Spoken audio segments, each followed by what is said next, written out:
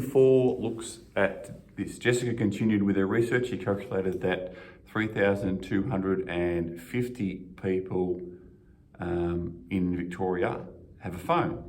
1,900 own an iPhone, okay? Then it says calculate a percentage of Victorian phone owners that own an iPhone. Answer to correct the two decimal places. So this is just simply this quite large number as a fraction, and then express it as a percentage. So it's simply that equation. And I think with all of these questions, whether they be calc active or calc free, the key is to make sure that you structure them up correctly. Once you get that structure correct, they're actually quite straightforward. Okay. Obviously this is a calc active question, so it's 58.46 percentage at the end of that. Okay. If it wasn't calc active, then obviously there's a lot of zeros there, so quite a bit of cancelling you could have done there. Calculate the percentage of Victorian phone owners that own a different type of iPhone, so not an iPhone, okay? So what this says is that there are 3,250 phone owners, and what they fall into two groups. One group owns an iPhone, the other group doesn't own an iPhone, okay? They own a different sort of phone. So the first thing you do is you do the subtraction here, okay? And that will then tell you that there are 1,350,000 people who own a different device.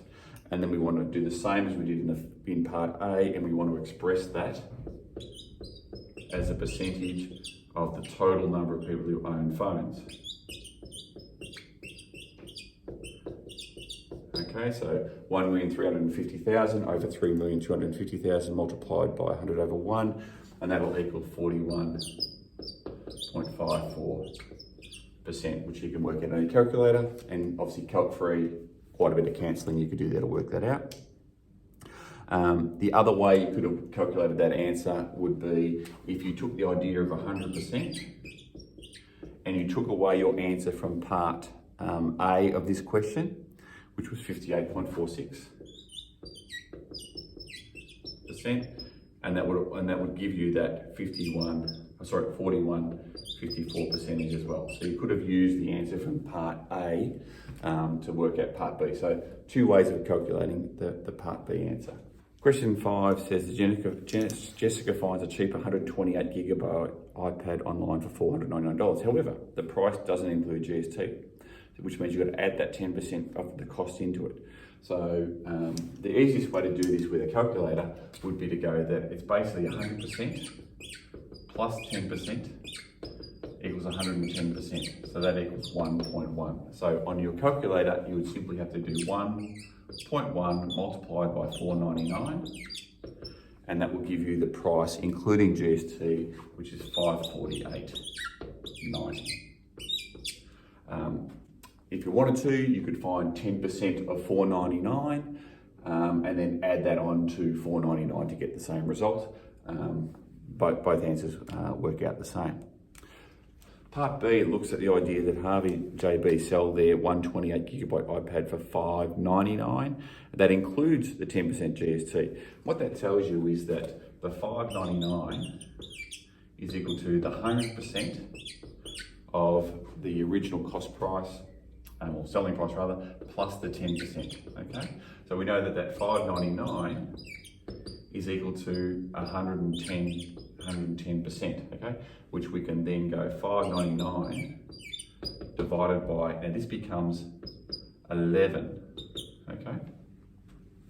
And then because there are 11 portions of 10%, okay? And GST is 10%. So therefore, if we divide that by 11, it'll give us one portion of 10%, which is 54.45.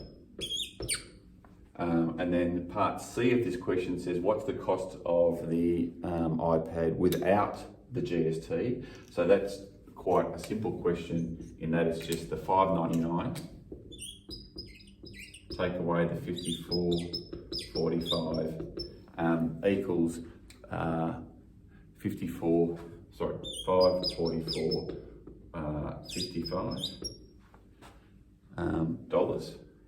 And importantly, I suppose with this question, commonly kids will just write the answer, but make sure you're putting in the what you're doing bit. Even though you're typing it into your calculator, the what you're doing for that part C is really important, because as you can see with 5, 44, 55, it would be easy to jumble up those numbers and perhaps write 5, 5, 4, 55 and get it wrong. So showing what you're doing is really key to maximising your scores for these types of questions.